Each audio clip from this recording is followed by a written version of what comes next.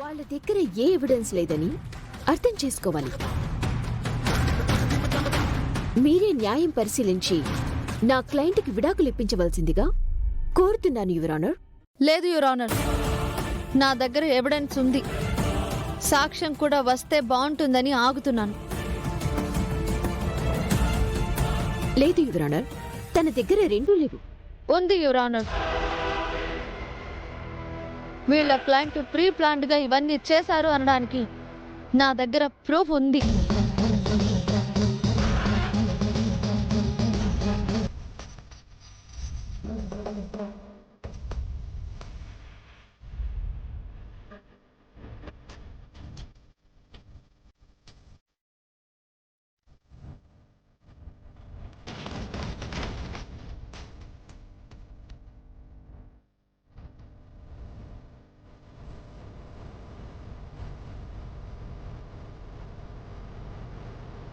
అందులో ఏముంది madam? Wait and see madam. ఇంకా ఎన్నాళ్ళు మనం ఇలా ప్రేమించుకోవడం? మా ఇంట్లో పెళ్లికి తొందర పెడుతున్నారు. కొన్ని రోజులు ఆగమని చెప్పాను కదా. 6 నెలల నుంచి ఇదే చెప్తున్నావు. ఒకళ్ళని వదిలించుకోవాలి, ఆ తర్వాత డైరెక్ట్ గా మన పెళ్లి.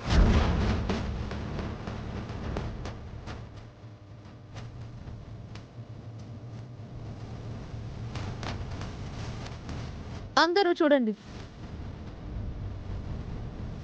ఇంకా ఎన్నాళ్ళు మనం ఇలా ప్రేమించుకోవడం? మా ఇంట్లో పెళ్లికి తొందర పెడుతున్నారు. కొన్ని రోజులు ఆగమని చెప్పాను కదా. 6 నెలల నుంచి ఇదే చెప్తున్నావు. ఒకళ్ళని వదిలించుకోవాలి, ఆ తర్వాత డైరెక్ట్ గా మన పెళ్లి. ఎవరిని వదిలించుకోవాలి? అదే మా కంపెనీలే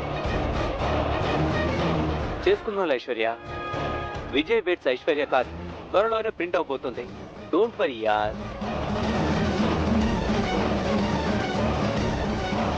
ఇప్పుడు మీకు అర్థమైంది కదా యువర్ ఆనర్, ఆ ఐశ్వర్యని పెళ్లి చేసుకోవడానికి నా క్లయింట్ అయిన జయ గారి మీద అంత పెద్ద నిందలు వేశారు. Objection your honour. నాకు ఒక్క అవకాశం ఇస్తే ఇది అసలు ప్రూఫే కాదని నిరూపిస్తాను. Permission granted.